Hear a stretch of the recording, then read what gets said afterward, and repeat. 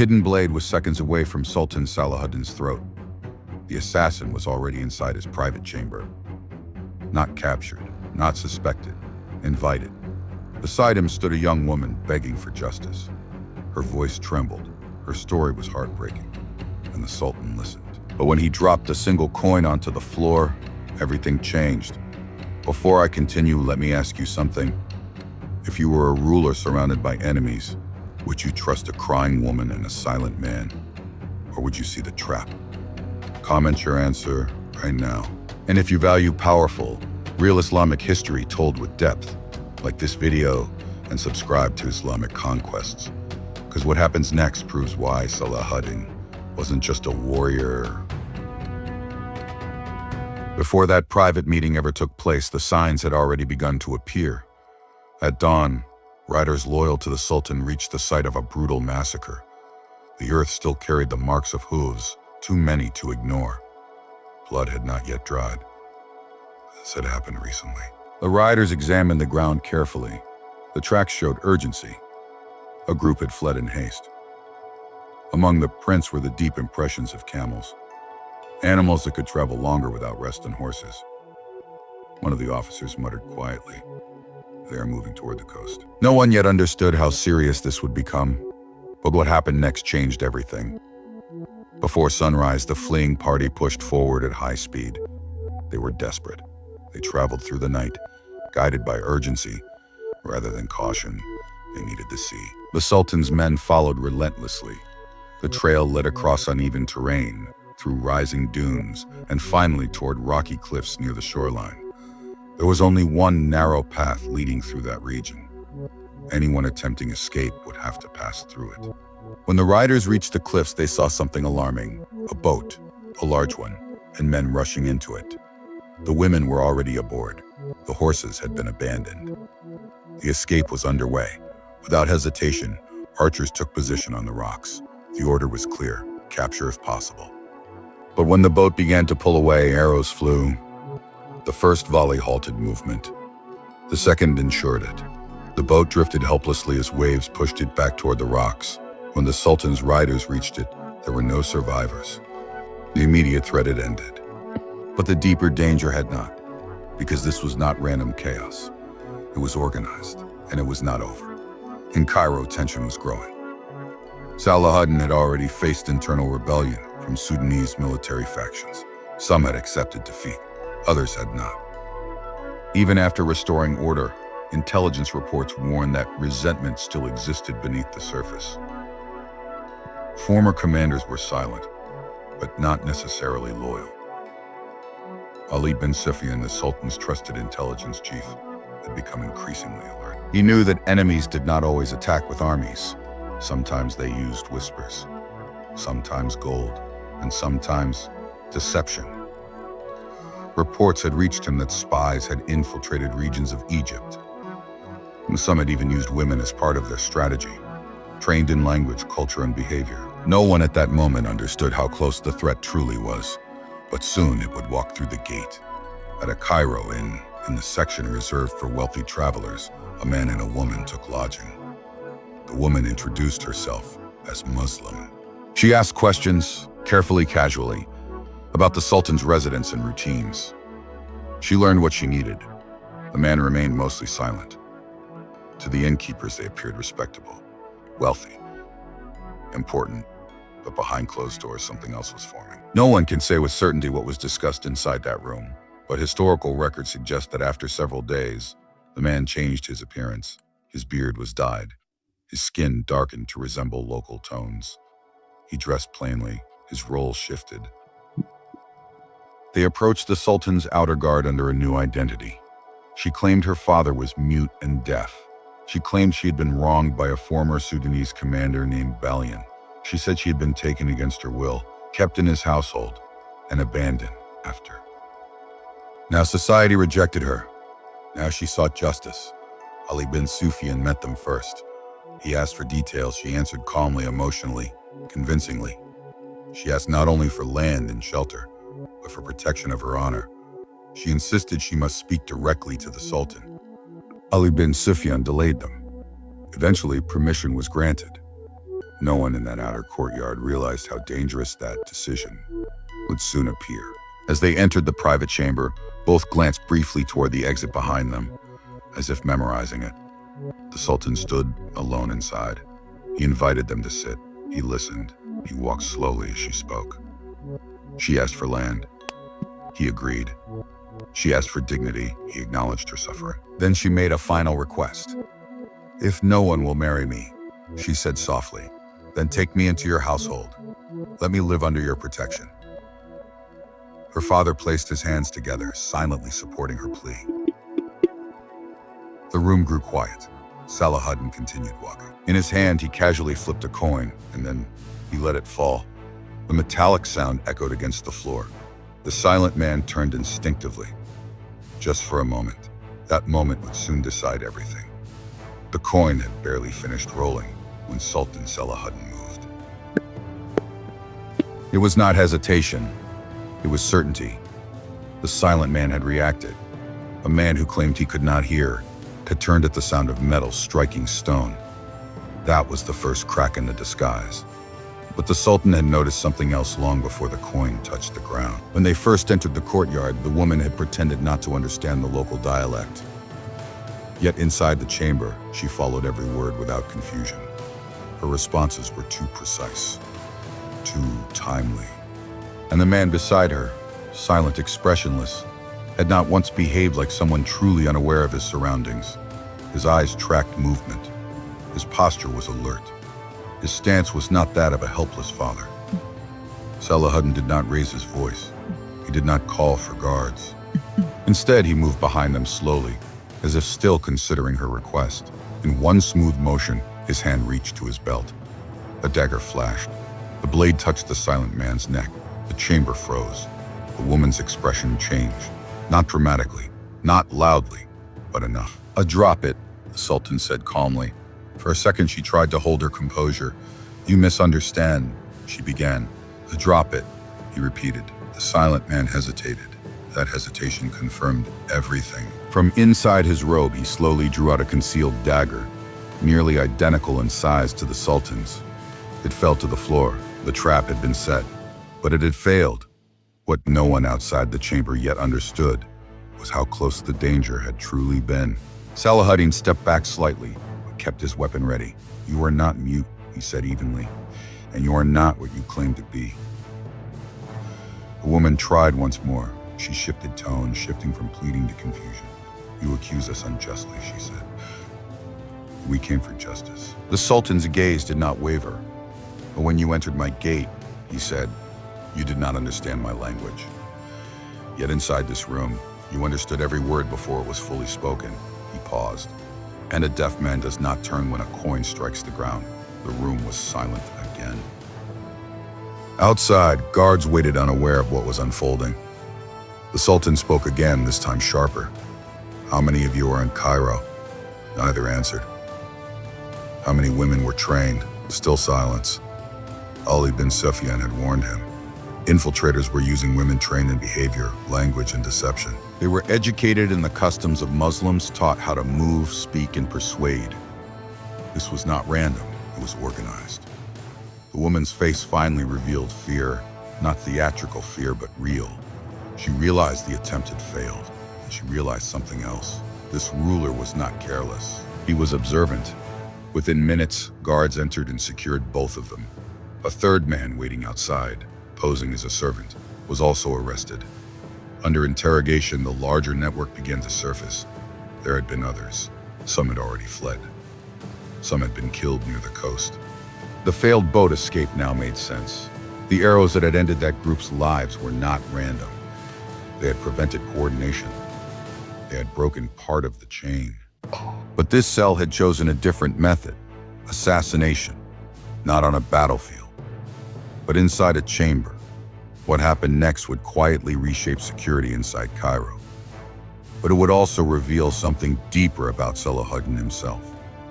At that time, Egypt was not calm beneath the surface. The Sudanese military factions had recently been dismantled after rebellion. Some former officers had outwardly accepted the Sultan's authority, but resentment remained. Intelligence reports suggested that certain elements hoped instability would return. Some even believed that if the Sultan were removed, power could shift again. Salahuddin was aware of this, but he did not respond with mass arrests or public punishment. He rarely threatened openly. He avoided humiliating former rivals. He believed unity required patience, but patience did not mean blindness. Ali bin Sufyan's intelligence network expanded. Surveillance intensified quietly. Guard rotations changed. Access to private chambers became more controlled. And yet, the Sultan himself never appeared paranoid. He often said, "My life is in the hands of Allah. If my presence is no longer needed, I will be taken."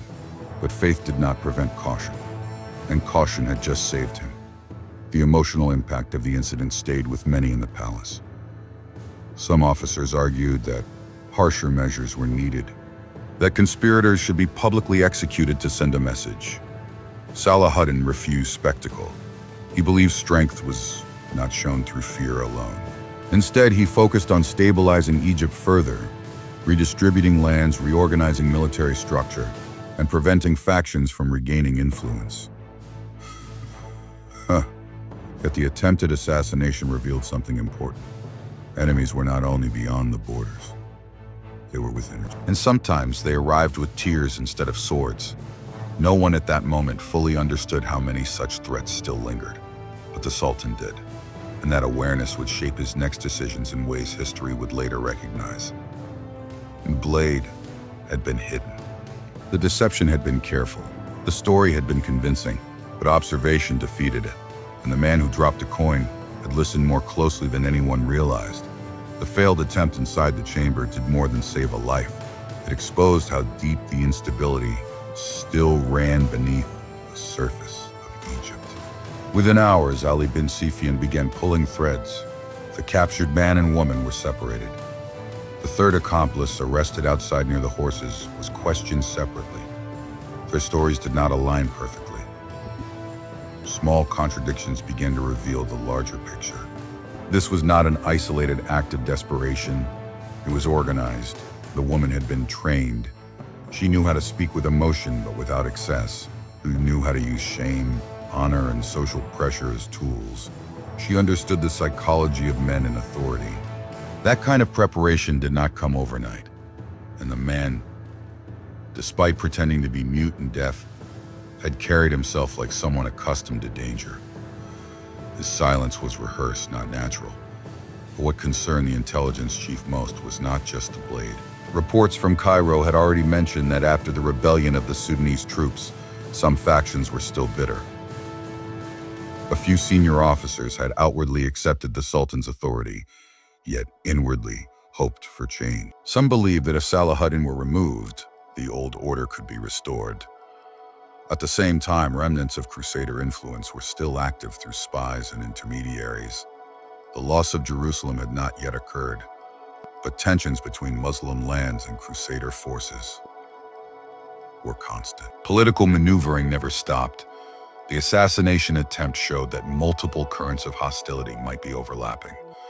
No one at that moment fully understood how many forces were quietly hoping for the Sultan's fall. But what happened next began to bring clarity. Under questioning, it became clear that the woman had stayed in Cairo for several days before approaching the palace. She had gathered information about the Sultan's schedule, about access routes, about who controlled entry. The inn where they had stayed had not suspected anything unusual. They appeared wealthy, respectable. Her beauty and confidence disarmed suspicion. The man's silence made him appear harmless. This was not a brute force plan. It was psychological warfare. But Salahuddin had sensed something before the coin ever dropped. Ali bin Sufyan later asked him privately, what first raised suspicion? The Sultan answered calmly, with their eyes. He explained that when they entered, they both briefly scanned the room, not as frightened petitioners, but as men assessing distance and exits. Then there was the language. At the gate, the woman had struggled to respond naturally. Yet inside the chamber, she followed every sentence without hesitation. Her reactions were too quick, and when she made the final request, to be taken into his household, the timing was wrong. It was rehearsed. The Sultan did not rely on instinct alone. He relied on observation. That moment, when he dropped the coin, was not random. It was a test, and the assassin failed it. But the emotional weight of the incident lingered. Salahuddin was not a ruler who surrounded himself with luxury and distance. He often met people directly. He believed that justice required accessibility, yet accessibility also created vulnerability. That decision to remain approachable would soon test his leadership again. Some advisors urged him to reduce public contact, to increase distance, to allow only written petitions. He refused.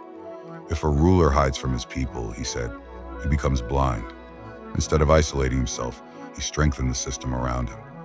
Guard rotations were refined. Intelligence networks expanded. Informants were placed in more inns and marketplaces. The flow of information became more precise. And quietly, the remaining fragments of the assassination network were tracked down. The earlier boat escape now made even more sense. That group had likely been connected to the same broader operation. Their attempt to flee by sea had been desperate. The archers on the cliffs had unknowingly prevented something larger from unfolding. But what stayed in the Sultan's mind was not fear. It was a deeper concern, internal division. He had come to Egypt with a vision, to strengthen the Muslim lands, to prepare for confrontation with the Crusader states, to unify authority under stable leadership. Yet instead of focusing entirely on external threats, he found himself managing internal suspicion, rebellion, and hidden plots. He once remarked to a close companion, the sword of a Muslim should not hang over the neck of another Muslim. That was his greatest worry. Not assassination, not death, but disunity. The assassination attempt revealed how fragile unity still was. And yet, despite all this, he did not order mass executions. He did not purge former rivals in anger. He did not turn Cairo into a city of fear. He chose firmness without cruelty. This restraint would later define his reputation. But it also meant that he had to live with constant awareness. The blade in the chamber had been real. The danger had been immediate. And yet, he remained composed. No one in that room understood at the time how close history had come to changing direction. If that dagger had struck, Egypt's stability might have shattered. The coming campaigns would have looked very different. The fate of Jerusalem, still in the future, could have unfolded another way entirely. But that did not happen, because a ruler noticed a glance, because he listened to a coin, because he trusted observation over emotion. And now, as Cairo slowly returned to normal activity, the question remained, how many other dangers still moved, unseen? The chamber where the dagger had nearly been drawn returned to silence, but the consequences of that moment continued to unfold. The captured assassin and the woman who posed as his daughter were held under guard. Their network was traced further. Quiet arrests followed, not public spectacles, but controlled actions designed to prevent panic. Salahuddin did not turn the event into propaganda. He did not parade prisoners through the streets. I did not announce loudly that he had escaped death. Instead, he returned to his work. That decision revealed something important. He understood that stability is not built through fear alone. It is built through confidence. If he reacted dramatically, it would suggest insecurity. If he responded with rage, it would suggest weakness. So he responded with discipline. Ali bin Sufyan strengthened surveillance across Cairo. Inns were monitored more closely. Informants were repositioned. Guard procedures were refined. But the Sultan's public image remained unchanged. He continued to meet delegations. He continued to listen to grievances. He continued to walk among his men without visible anxiety. That consistency reassured the city. Yet behind the calm exterior, preparations were accelerating. Egypt was not just a kingdom. It was the foundation of something larger. Salahuddin's long-term vision was not limited to Cairo. He was reorganizing military structures, redistributing land, dissolving unstable factions, and building a disciplined force that would eventually challenge the Crusader states more directly. He knew that the struggle ahead would not be short-lived. And he understood something many rulers failed to grasp. A leader can survive external enemies, but internal fracture is far more dangerous. The assassination attempt was not just about one dagger. It was a warning. It reminded him that loyalty must be nurtured, not assumed. That intelligence must be proactive, not reactive. And that patience must be paired with awareness. In private conversations, some officers asked why he did not punish former rivals more harshly. Why not remove all who once opposed him? His answer reflected both faith and strategy. If I rule by fear alone, he said, I will be surrounded by silent enemies. He preferred to win loyalty gradually. That did not mean he was naive. The coin in the chamber proved that. He could read hesitation. He could read tension. He could read deception, and when the moment came, he acted without delay.